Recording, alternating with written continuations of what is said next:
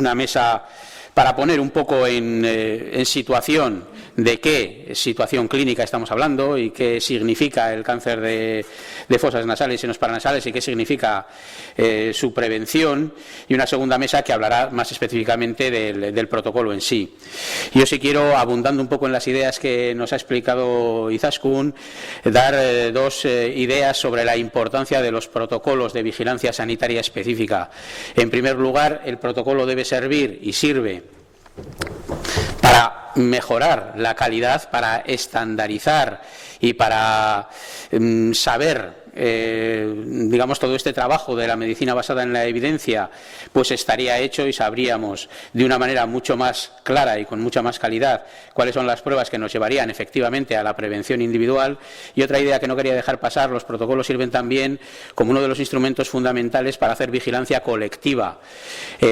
Ahora mismo en la medicina la mayoría de los procedimientos se estandarizan porque es necesario que después sean comparables. Si nosotros llevamos adelante una vigilancia de la salud específica mediante un protocolo, mediante un procedimiento en el cual hemos decidido cuáles son las pruebas necesarias, cuáles son los resultados de esas pruebas y hemos definido cuáles son esos resultados, será mucho más sencillo comparar y, por lo tanto, establecer indicadores para la vigilancia colectiva de la salud, que es uno de nuestros temas también a promocionar durante estos próximos años. Yo no quiero extenderme más, sin más le voy a dar la palabra a José Ignacio Cabrerizo, que nos va a hablar sobre el cáncer de fosas nasales y senos paranasales, su definición, etiopatogenia, clínica, diagnóstico y tratamiento. Muchas gracias. Egunon, mila esker etortzeagatik eta interesgarria izatea espero dut. Bueno, como os ha comentado, yo vengo de parte de un otorrino que nos ha ayudado en la elaboración de este protocolo y del que originalmente fue la idea planteó el problema que él se estaba encontrando en su clínica diaria referido a estos tumores, ¿no? Nos planteó un poco el reto de qué íbamos a hacer o qué podíamos hacer desde Osalan. Y hace unos meses pues nos enfocamos a esto y hoy vemos a la luz este procedimiento. Mi charla va a estar un poco enfocada. Por un lado vamos a ver los datos que él nos aportó, sus casos clínicos, los que él habitualmente opera a lo largo de unos años, de un periodo. Por otro lado haremos un pequeño paréntesis para explicar algo sobre las maderas. Las maderas duras, las maderas blandas, esas dudas que se nos plantean en relación al cáncer de senos, y volveremos pues ya para cerrar con la etiología, la clínica, el diagnóstico, bueno, que es lo habitual en estos casos. Bueno, lo primero, ¿qué datos nos encontramos? ¿Qué datos nos aportó el doctor Stefano? Él trabaja de otorrino en la residencia desde hace años y desde hace años viene dedicándose de forma casi exclusiva al tratamiento quirúrgico de estos tumores, ¿no? Los datos que están en esta tabla han sido recogidos de la fuente de datos, son del Servicio de Anatomía Patológica y del Servicio de Oncoradiología del Hospital Universitario del Hospital Donosti, ¿no? Y el periodo hace referencia a los años 2003 al 2014. ¿Qué encontramos? 18 casos. Ya vamos a ver que no es una patología frecuente. Nosotros nos hemos encontrado 18 casos, 15 hombres y 3 mujeres. En primer lugar, nos llama la atención, poderosamente la atención, que en la fila que hace referencia a exposición de madera, creo que se ve bien, que es la coloreada, solo un caso lleva incorporado el no, como que no hay exposición. En otros 5 aparecen unos interrogantes que simplemente están indicando que el dato de exposición no ha sido recogido por lo que sea, lo cual no descarta que también haya esa relación o no, pero no se conoce. Y el resto están en relación a la exposición previa al polvo de madera, al trabajo en carpintería, a la exposición previa. En este momento conviene señalar la importancia de recoger siempre en la historia clínica los antecedentes profesionales, que luego nos pueden dar pie a poder relacionar con patologías que aparecen muchos años después. Entonces, muchas alejadas en el tiempo, patologías cancerígenas que tienen periodos de latencia por definición muy largas, pueden explicarse con exposiciones anteriores, ¿no? Entonces, ese dato conviene recogerlo. Destaca igualmente que entre las personas que tuvieron exposición, en la otra columna vemos que la exposición siempre fue duradera. Entonces, de los 12 casos en los que hay exposición previa, en 11 fue superior a 20 años, una exposición importante. Y en el otro también es una exposición importante, aunque en este caso superior solo a 10 años. Es una exposición siempre duradera. Mirando la columna de la fecha en la que fueron diagnosticados, vemos que prácticamente todos los años hay algún tumor, excepto en uno que es el 2004, en casi todos hay uno, incluso dos. Incluso en el 2010 en el 2011 hubo 3 casos, ¿no? Es decir, que siendo frecuente no es raro de ver. Entonces, en principio es una patología poco frecuente, pero que tiene una mortalidad muy alta, ya que de los 11 de los 18 casos que tenemos en esta serie están fallecidos, ¿no? Otra cosa importante que se ve en esta gráfica es que la relación entre el fallecimiento y el estadio tumoral, la clasificación TNM, ¿no? Viendo los que estaban fallecidos, observamos que los estadios eran más avanzados. En general eran T3 y T4. También se observa que la extensión a ganglios regionales, que es la denominación N, o a distancia M, no son frecuentes. En nuestro caso, no hay ningún N, no hay ninguna invasión ganglionar N1 y solo un M1. Evidentemente, cuando hay M1, el pronóstico es peor. Respecto a la columna de tratamientos recibidos, vemos que los tratamientos aplicados en la mayoría de las ocasiones van a ser cirugía y radioterapia, normalmente radioterapia posoperatoria, a lo cual en algunas ocasiones se ha añadido quimio. En estadios más avanzados, pues la quimioterapia se suele añadir, o puede ser hasta un tratamiento exclusivo. Bien. Veremos a continuación alguna gráfica desglosando esta general. La edad al diagnóstico. A simple vista observamos que la edad al diagnóstico de estos tumores está en la parte derecha, hace referencia a edades más avanzadas, en general a partir de los 50 años. Y la mayor incidencia que encontramos en esta serie es entre los 70 y 80 años. Entonces encontramos un solo caso de 30-40, que está en la izquierda. Es poco frecuente. Bueno, en el de 40-50 en nuestra serie no hay ninguno, y luego ya sucesivamente van aumentando los casos. Entre los dos últimos grupos suman la mitad del total de cánceres que hemos encontrado, ¿no? Señalar simplemente que el de aparición más temprana correspondía a una mujer de 37 años en la que se desconocía si había habido exposición previa. No se había recogido ese dato. Igual la hubo, pero en principio en esta serie se desconocía ese dato. En general suelen ser mayores. Tenemos 4 personas de más de 80 años, es decir, que son avanzados. El sexo, bueno, la transparencia habla por sí sola, ¿no? Fundamentalmente afecta a varones, seguramente pues porque trabajan más en este sector. Pero en nuestra serie casi el 85% eran varones y el 3%, el 16% eran mujeres. Bueno. El siguiente desglose que hemos hecho es referido al diagnóstico, al estadio TNM al diagnóstico. Entonces, observamos como el grupo más importante se encuentra en el estadio 3. El estadio 3 hace referencia a un T3 N0 M0. Luego podemos hablar un poco en qué consiste. Esto supone que el tumor se extiende hasta invadir órganos vecinos, órbita, seno maxilar, puede extenderse a paladar o a la lámina cribosa y de ahí al cerebro.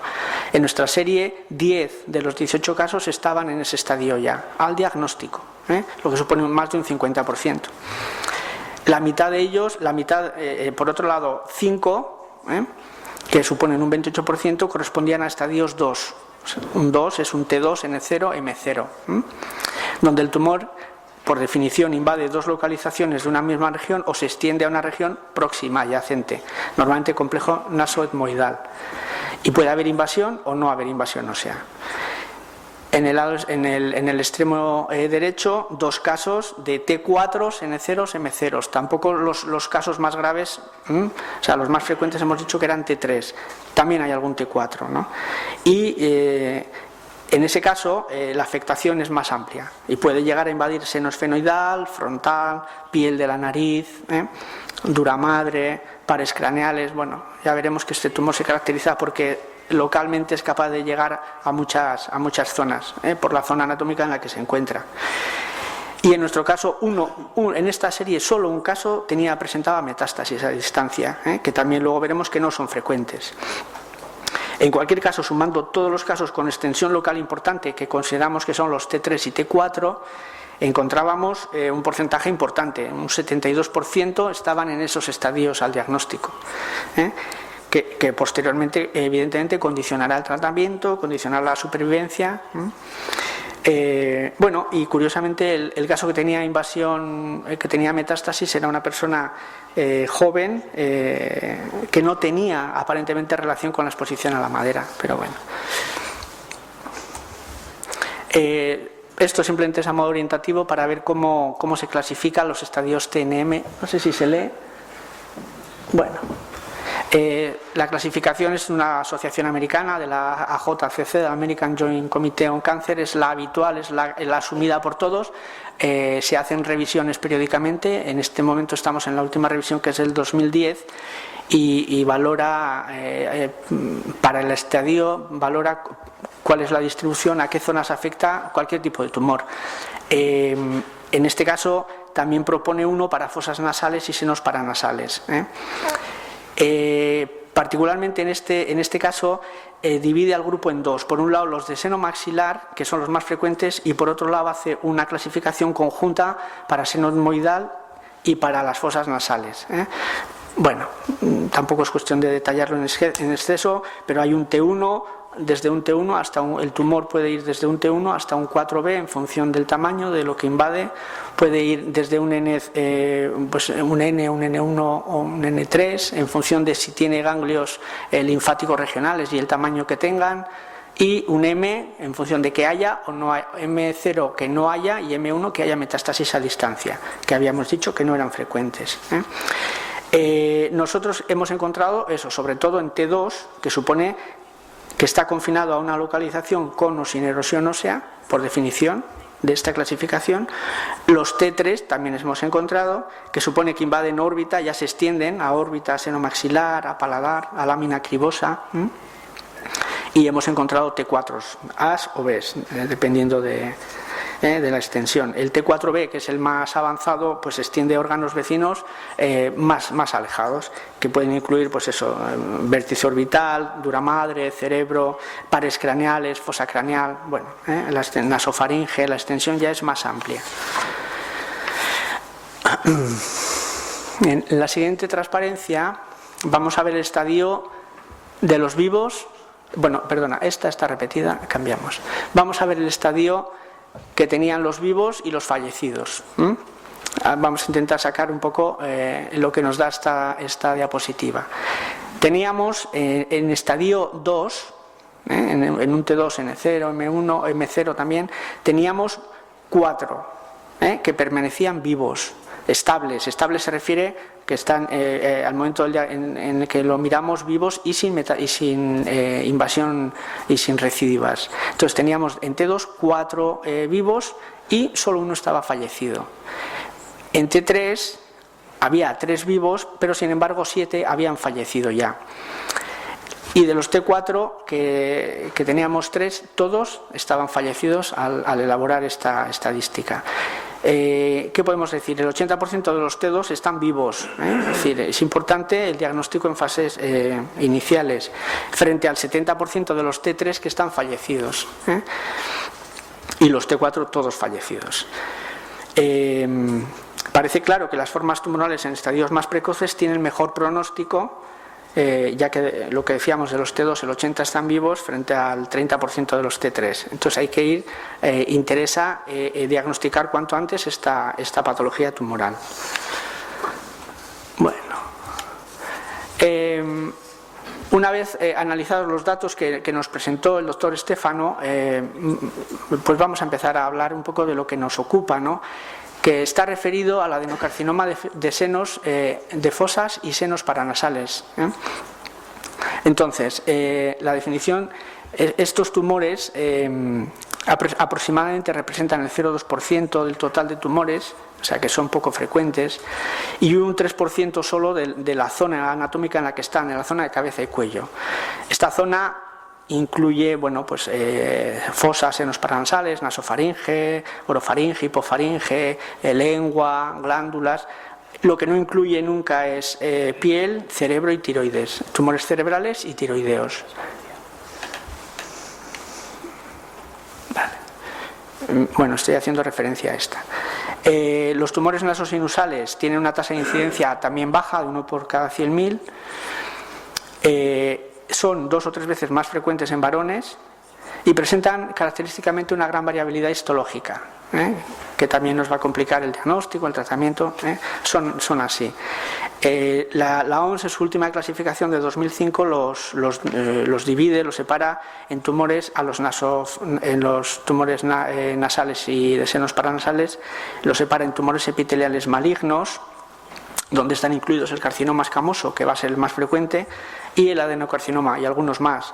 El nuestro está incluido en este grupo, en el de tumores epiteliales malignos.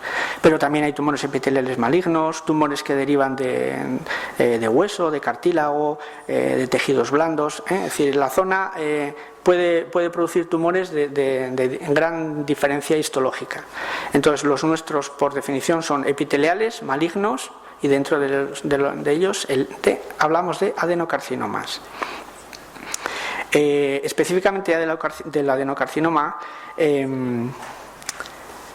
no es el más frecuente, sino que es el escamoso, como decíamos. Histológicamente, el adenocarcinoma va a derivar de glándulas salivares que tapizan las mucosas de las que estamos hablando, fosas nasales, senos. Pero, y es lo importante, un pequeño grupo de adenocarcinomas presentan una histología similar a los adenocarcinomas situados en colon, por lo cual se les conoce como adenocarcinomas de tipo intestinal. Y este es el adenocarcinoma que puede aparecer o bien de forma esporádica, pero puede aparecer también en relación a las partículas de polvo de madera. Estimándose que los trabajadores con antecedente de esta exposición tienen un riesgo 500 a 900 veces mayor que la población no expuesta. Aparte, este tipo de adenocarcinoma en relación a la exposición a polvo de madera tiene una característica, que es que de forma casi exclusiva aparece en senos etmoidales. En un 85% se van a localizar en senos etmoidales y afecta sobre todo a varones. La tabla que hemos visto hacía referencia exclusivamente a adenocarcinomas de senos etmoidales. Y luego que también afecta sobre todo a varones. De forma característica, el periodo de latencia media de estos tumores viene a ser de 20 a 40 años. Es un periodo de latencia largo. El adenocarcinoma de tipo intestinal esporádico, el que no se relaciona con exposición a polvo de madera, afecta con más frecuencia a mujeres y más a senos maxilares. Es un poco lo que lo diferencia. En cualquier caso, el periodo de latencia será el mismo, largo, de crecimiento lento, 20-40 años.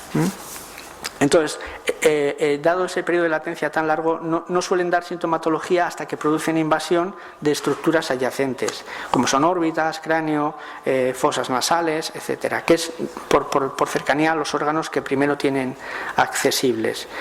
Estos tumores, por su localización, por su lento crecimiento, generan clínica poco específica, por lo menos inicialmente, que se confunde con procesos similares, con procesos benignos que son mucho más frecuentes en esa zona, que favorece que el diagnóstico se retrase. pues sinusitis, poliposis nasales, cualquier tipo de patología benigna, inicialmente nos puede confundir con la clínica que dan estos tumores. Bueno, en este momento sí que me gustaría abrir un pequeño paréntesis para hablar un poquito, ya que hemos visto que se relaciona con el polvo de madera, hablar un poquito de la madera. Hay maderas blandas, maderas duras, bueno, hay bastante confusión en eso. En principio, la clasificación es una clasificación de las maderas, es una clasificación botánica, ¿no? Que las divide en angiospermas o en gimnospermas. Las angiospermas son las maderas que luego se han llamado duras, que corresponden a árboles de hoja caduca, normalmente frondosas, y son el roble, la haya, el nogal, el cerezo, bueno, maderas de un uso muy habitual. Frente a las blandas, que son gimnospermas, que son de hoja perenne y que son principalmente coníferas, el pino, el abeto. Entonces, a estas se les conoce como blandas, a las otras se les conoce como duras. Pero la diferencia no es por la dureza, se denominan así desde un punto de vista botánico. Además de estas dos, algunas maderas tropicales también son consideradas maderas duras, el ébano, la teca o la caoba, etc. No es la dureza, la densidad de estas maderas a veces son similares independientemente de que sean de un tipo o de otro. Los componentes químicos de la madera básicamente son celulosa, poliosas o hemicelulosas y lignina. Y luego, y tienen una importancia muy grande y cada vez se le da más, un gran número de sustancias de menor masa molecular. Algunas son solubles en sustancias polares y otras son insolubles y otras son hidrosolubles. Entonces, entre las que son polares, solubles, pues están los taninos, flavonoides, quinonas, etc. Las que son insolubles son los terpenos, esteroles, y las que son solubles pues son carbohidratos, son alcaloides y ese tipo de cosas. Esto va a afectar a las propiedades de la madera. Entonces, el contenido más abundante de la madera es la celulosa. Y entre maderas duras y blandas cambia el contenido de hemicelulosas y ligninas. Entonces, en las blandas tendrán más lignina o las duras tendrán más polioses. Eso no tiene mayor importancia. En general, las maderas duras sí que es verdad que tienden a ser algo más duras. Y se caracterizan porque tienen materiales polares más abundantes, tipo taninos, que decíamos antes, y las blandas tienen más no polares. En cualquier caso, de las 12.000 especies diferentes de árboles, solo alrededor de 800 son coníferas, y sin embargo, más o menos 2/3 de las maderas usadas comercialmente en el mundo van a pertenecer al grupo de las coníferas, o maderas blandas, el pino y todo esto. Las maderas duras y las blandas habitualmente se usan en fabricación de muebles, se usan en carpintería, en aglomerados, en contrachapados, se manipulan en aserraderos, es decir, en explotaciones forestales. Y además de la composición intrínseca de la madera, va a haber sustancias que nos podemos encontrar en los procesos de transformación y conservación de las mismas. Pues en la fabricación de muebles podemos encontrarnos disolventes, formaldehído, fenoles, conservantes, herbicidas. O sea que hay muchas sustancias que nos vamos a encontrar añadidas por los procesos de producción o de manipulación de esas maderas y que van a estar ahí, que pueden generar también problemas. En cualquier caso, y lo volveré a recordar después, hay una fuerte asociación entre el cáncer nasosinusal y la exposición a polvo de madera dura. Normalmente es a polvo de madera dura. ¿Por qué? Porque hay pocos estudios de maderas blandas y aunque se ha visto que hay un exceso de riesgo, la magnitud de este exceso comparándolo con la madera dura pues es menor, ¿no? Y además se relaciona principalmente con carcinoma de células escamosas. Bueno, esta viene a ser igual porque es el polvo de madera, al final es de la manipulación de la madera, pues el polvo de madera surge, el serrín, la composición es la misma de la que hemos estado hablando antes. En cualquier caso es compleja porque es muy variada, es difícil de determinar.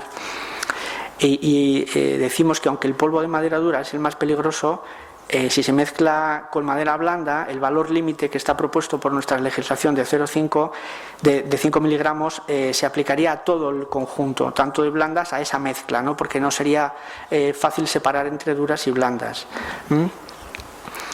Entonces, al final, eso es importante y que es lo habitual, que se trabaje con mezclas de maderas, en un taller se maneje cualquier tipo de maderas y los polvos pueden ser de cualquier tipo. Respecto a este tema, IARC, la Agencia Internacional de Investigación sobre Cáncer, prestigiosa institución perteneciente a la OMS, ya ha hablado varias veces en sus monografías sobre el polvo de madera, ¿no? En la última revisión que ha hecho, que es la monografía 100C, que se refiere a arsénico, metales y fibras y polvos, dedica un capítulo en exclusiva al polvo de madera, y al final lo declara como con suficiente evidencia para la carcinogenicidad en humanos. Entonces lo incluye en su grupo 1. Y además dice a qué tipos de cáncer puede ocasionar. Que dice que son cavidad nasal y senos paranasales y nasofaringe. En estas conclusiones finales no distingue entre maderas duras y maderas blandas. Pero en cualquier caso hay evidencia, sobre todo con las duras, menor con las blandas, pero bueno, no está tan claro que haya que hacer esa diferenciación. Antes de esta monografía del 2012 ya había hablado IARC en diversos suplementos, concretamente en uno de 1987, en el que actualizaba otras monografías sobre ocupaciones concretas de trabajos relacionados con la madera. Y había dicho, por ejemplo, que la industria de fabricación de muebles se clasificaba como grupo 1 y además decía que el riesgo elevado era de adenocarcinoma nasal. También decía que la profesión de... También decía que la profesión de carpintero o urbanista no había suficiente evidencia y lo calificaba como un 2B, La actividad de leñador o trabajos en serrerías como un 3, decía que no era clasificable como cancerígeno. Esto no supone que no sea cancerígeno, simplemente que no hay evidencia suficiente para catalogarlo como tal en este momento. Y los trabajadores de la industria de papel o celulosa también los clasificaba como un grupo 3. Como no clasificable. En cualquier caso, nosotros estamos sujetos a una normativa específica en cuanto a riesgo de exposición a cancerígenos y que es nuestra referencia y que en este caso es el decreto el 665 de 1997 y su modificación posterior 349. Este decreto establece unas disposiciones mínimas aplicables a actividades en las que los trabajadores estén o puedan estar expuestos a agentes cancerígenos o mutágenos, como consecuencia de su trabajo. En este decreto se entiende como agente cancerígeno, además de a las sustancias, a los preparados y sobre todo, y lo que es importante en nuestro caso, a los procedimientos que están mencionados en su anexo 1, en el cual específicamente dice que los trabajos que supongan exposición a polvo de maderas duras estarán incluidos, con lo cual el propio procedimiento hace que lo convierta en un agente cancerígeno por sí mismo, independientemente de a qué agente nos estemos refiriendo. Además, el anexo 3 establece un valor límite de exposición, que decíamos que era de 5 miligramos por metro cúbico. Y por completar un poco, ¿qué estamos diciendo cuando hablamos de exposición? Ese término lo define el Real Decreto 374 sobre protección de salud de los trabajadores contra los riesgos relacionados con los agentes químicos durante el trabajo. Y en su artículo 2.2 explica claramente el concepto de exposición a agente químico, que hay que entenderlo como presencia de un agente químico en el lugar de trabajo, que implique contacto entre el trabajador y este agente, normalmente por vía dérmica o por inhalación, sobre todo por inhalación. Bueno, por otro lado, una normativa, el Real Decreto 1299, que habla que aprueba el cuadro de enfermedades profesionales en el sistema de la Seguridad Social, reconoce a esta enfermedad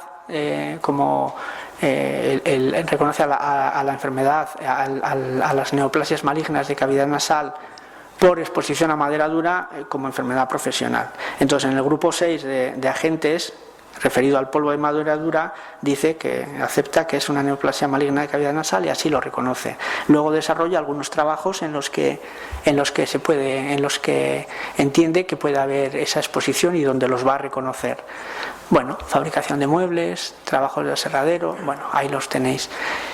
Sí que me gustaría destacar ese punto que está en rojo, el etcétera, que entendemos que no la convierte en una lista cerrada, sino que da pie a que trabajos que no estén en ese listado puedan también ser incluidos y que estén en relación. Si se demuestra una exposición y se demuestra la patología, esa neoplasia maligna, pues cabrían también en este decreto, y así lo entendemos, ¿no?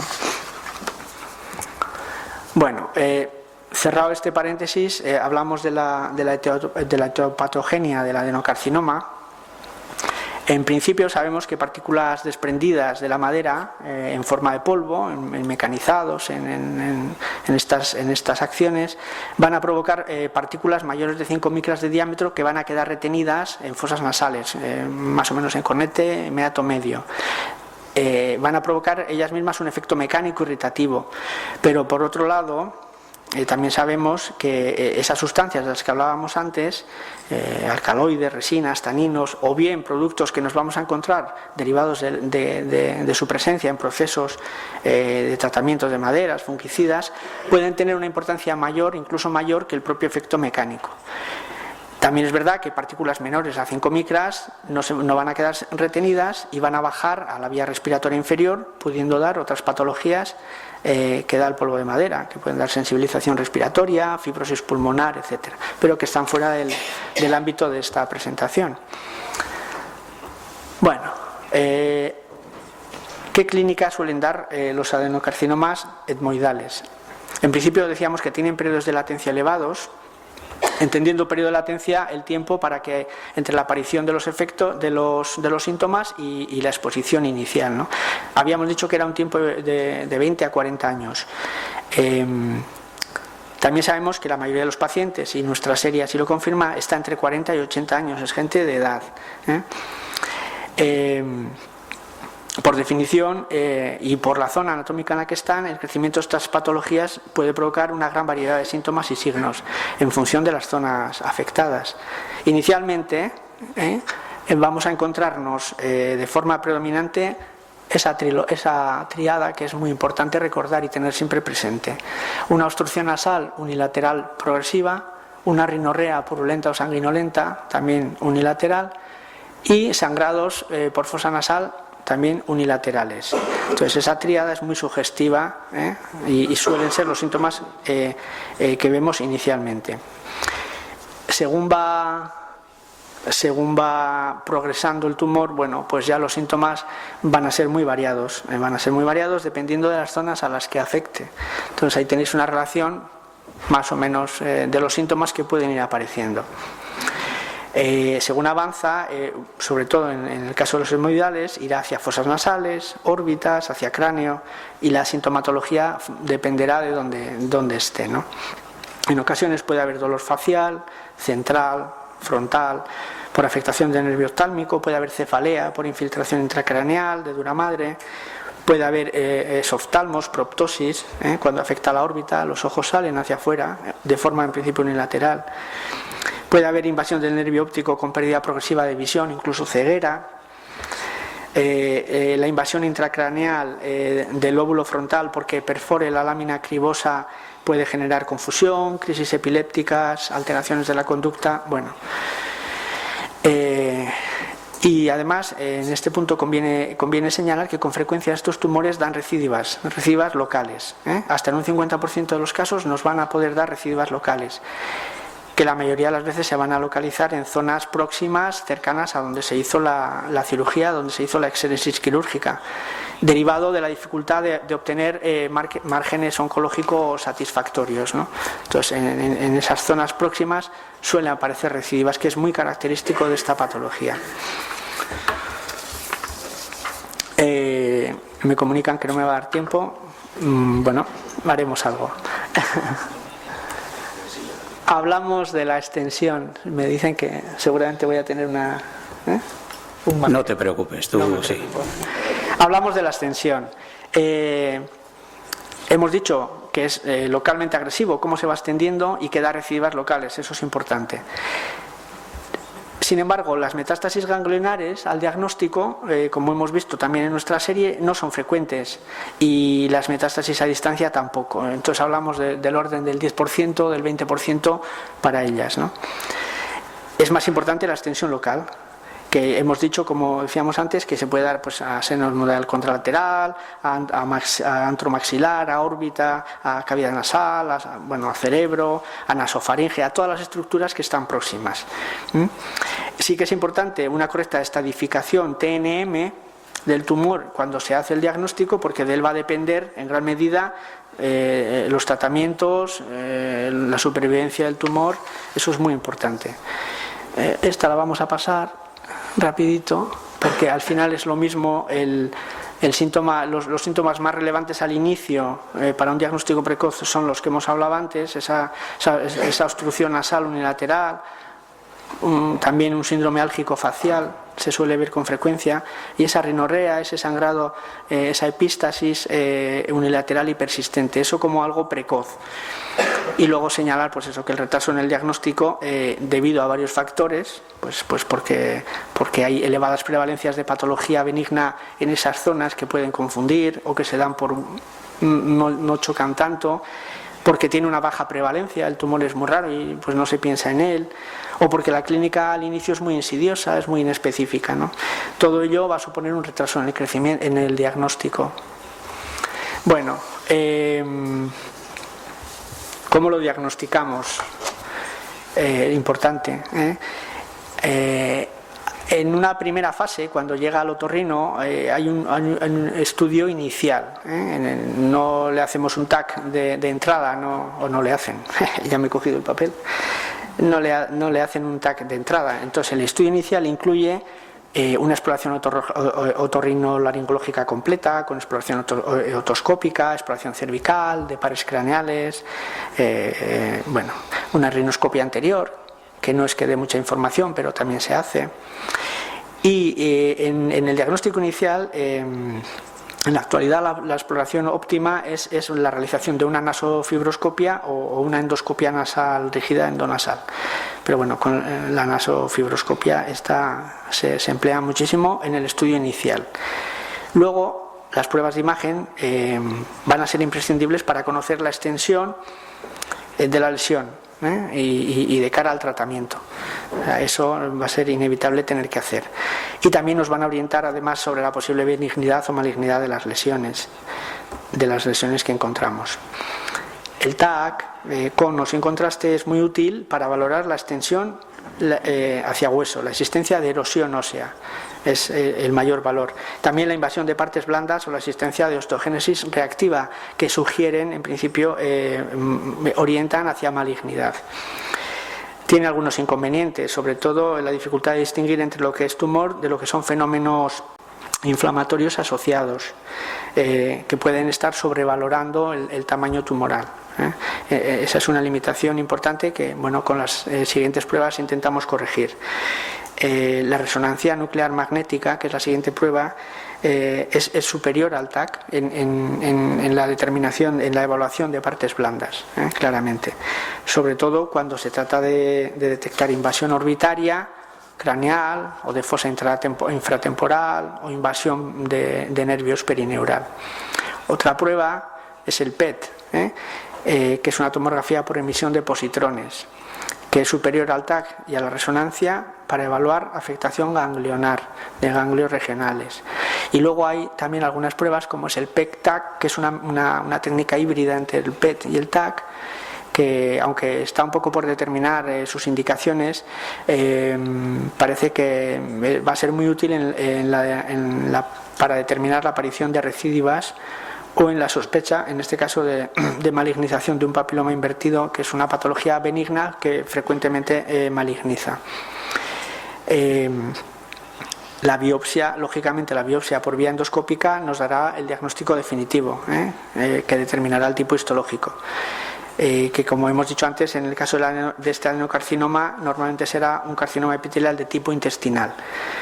Evidentemente un tipo de biopsia va a condicionar el tratamiento en gran medida, y va a ser un factor pronóstico, el tipo histológico, importante. Bueno, el tratamiento, y voy acabando. Hay varios factores que condicionan cómo es el tratamiento, ¿no? Por un lado, el reducido número de pacientes, es una patología muy poco frecuente.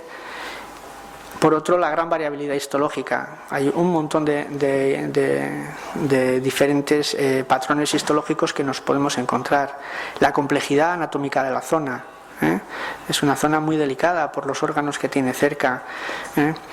Por todo ello, al final los tratamientos es difícil decir qué tratamiento va a ser realizado, ¿no? Entonces, o cuál es el óptimo, o si se puede aplicar en todos los casos.